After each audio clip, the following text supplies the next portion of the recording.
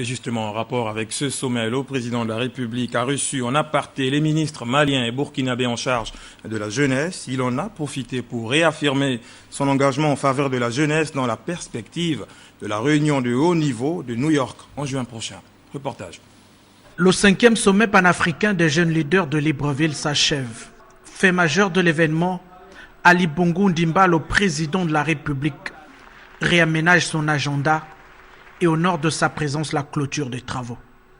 L'initiative du réseau des jeunes leaders des Nations Unies avec le soutien de l'ONU-SIDA regroupe plus de 300 jeunes du continent.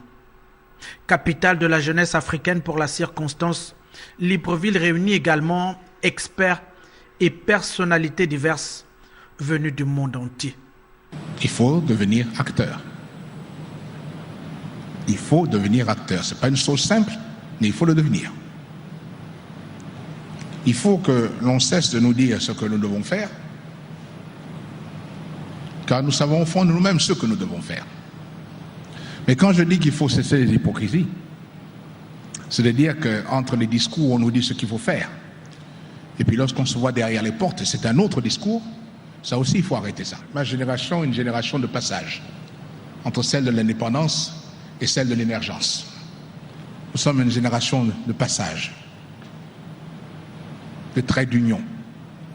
Parce que je sais que malheureusement l'histoire rappellera celle de l'indépendance et celle de l'émergence.